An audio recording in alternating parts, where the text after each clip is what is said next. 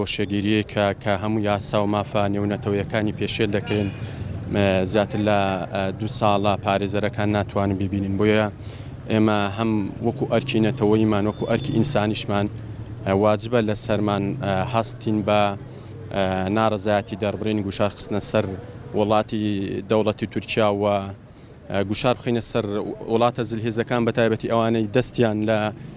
گیرانیدا هەبووە ئەوان بوونە هۆکاری گرتنی بێگومان لە کەسایەتی ڕۆبەر ئۆجەلاندا بەڕێز ئۆجەلاندا دەیانەوێ زیان بە دەستکەوتەکانی گەلی کورد بگێنن ئەو لە پێناوی ئازادی گەلەکەیدا تێکۆشە بۆیە ژنانەوێ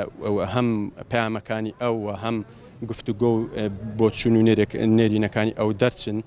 دەوڵەتی تورکیا ئاستاوە بە پێشێلکردنی ئەو مافە یاسا جیهانیانە بۆیە ڕێکخراوە جیهانیەکان و ڕێکخراوەکانی مافی مرۆڤی دنیا ئەرکیانە هەستن بە چالاکی جۆر بە جۆر لە پێناوی تەنانەت ئازادکردنی هۆکاری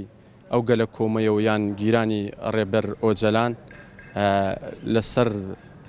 ئەوەیە کە داوای مافی نەتەوەی داوای ئازادی گەلەکەی دەکرد لەسەر گەلیش پێویستە ینی خاوەنداریوێتی لە ڕێبەری خۆی بکە کە ئێستا مافەکانی پێشێل دەکرێت و هەمومان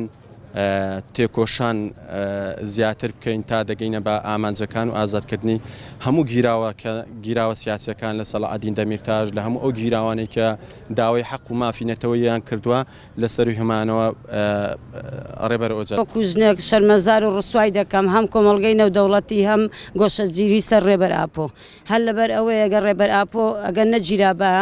هەتاکو ئێستا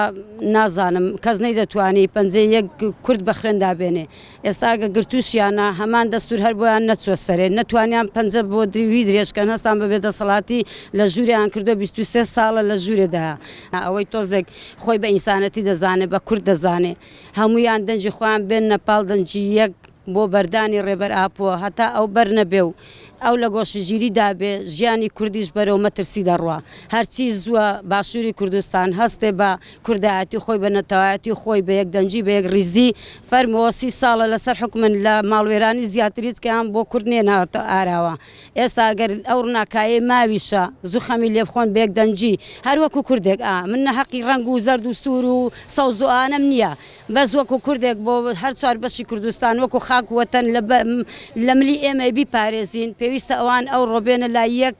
دەرز وەرگرن لەو خیانەتکاری چەند ساڵە کردراوە لە چەند ساڵی ڕابردوو مێژوەک تۆمار کراوە بە خیانەت و بە خاک فرۆشتن هەرچی زووە لەو ڕۆبێنە سەرخەت هەم ڕێبەر ئاپۆ بەر بدرێ هەم چوار بەشی کوردستانیش ئازاد بکرێ.